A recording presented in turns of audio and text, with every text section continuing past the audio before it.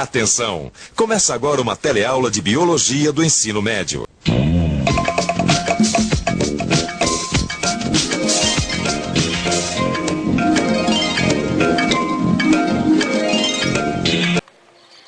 Então, você sabe por que jogadores de futebol viajam com uma semana de antecedência para jogos em países de altitudes elevados? Eu acho que é devido à altitude, porque quanto maior, menor a concentração de oxigênio. Assim, em países mais baixos e mais elevados, o jogador tem que se adaptar ao clima do país.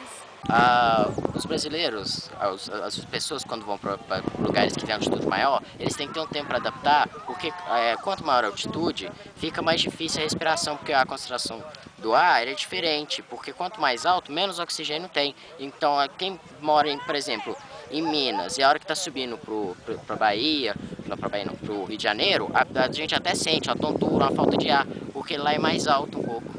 Ai, não sei! Que bom! É porque, tipo assim, no caso, se a altitude for mais alta, a temperatura vai ser mais baixa. Então, no caso, precisa estar adaptado à temperatura mais baixa. Eu acho que pela maior altitude há menos concentração de gás oxigênio. Aí você tem que aumentar a frequência respiratória. Bem, eu acho que é por causa da pressão, porque a pressão do corporal aqui nessa altitude é bem menor do que lá em cima. Lá, por ser mais alto, o ar é mais rarefeito. Porque quanto maior a altitude, maior a dificuldade para respirar. É o seguinte, é porque o ar é muito rarefeito, então eles precisam do tempo de adaptação do pulmão para poder jogar muito tempo. O tempo que eles precisam de antes é para se adaptar a jogar no clima mais alto e depois jogar. Eu não entendi o que ele falou.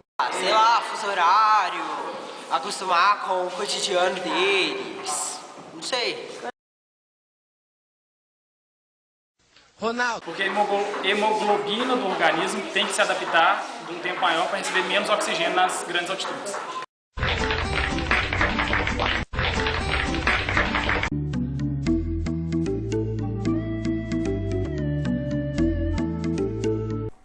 A respiração é controlada automaticamente por um centro nervoso localizado no bulbo. Desse centro partem os nervos responsáveis pela contração dos músculos respiratórios.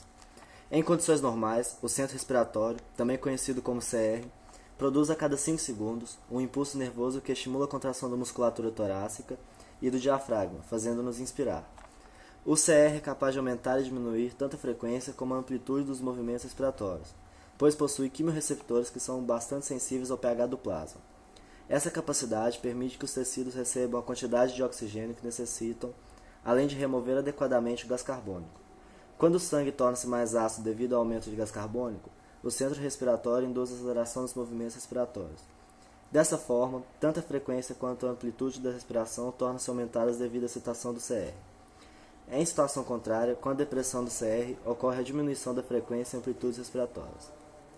A respiração é ainda o principal mecanismo de controle do pH do sangue.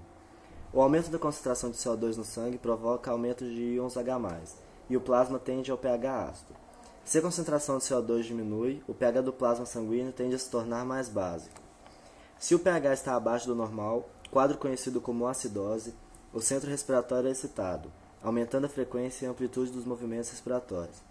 O aumento da ventilação pulmonar determina a eliminação de maior quantidade de CO2, o que eleva o pH do plasma ao seu valor normal. Caso o pH do plasma esteja acima do normal, quadro conhecido como alcalose, o centro respiratório é deprimido, diminuindo a frequência e a amplitude dos movimentos respiratórios. Com a diminuição da ventilação pulmonar, há retenção de CO2 e maior produção de íons H+, o que determina a queda do pH plasmático até seus valores normais. Então quer dizer que O sangue se torna mais ácido devido à alta concentração de CO2. Com isso, o centro respiratório induz a aceleração dos movimentos respiratórios. entendi. Você se lembra da pergunta que eu te fiz no início do vídeo? Então vamos conferir a resposta. Existem algumas ocasiões em que a concentração de oxigênio nos alvéolos cai a valores muito baixos.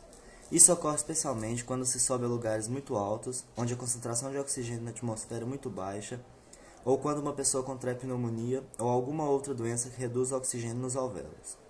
Sob tais condições, quimireceptores localizados nas artérias carótida e aorta são estimulados e enviam sinais pelos nervos vago e glossofaríngeo, estimulando os centros respiratórios no sentido de aumentar a ventilação pulmonar. Você acabou de aprender um pouco mais sobre o sistema respiratório. Para maiores esclarecimentos, pergunte ao seu professor de biologia ou consulte seu livro didático. Até a próxima!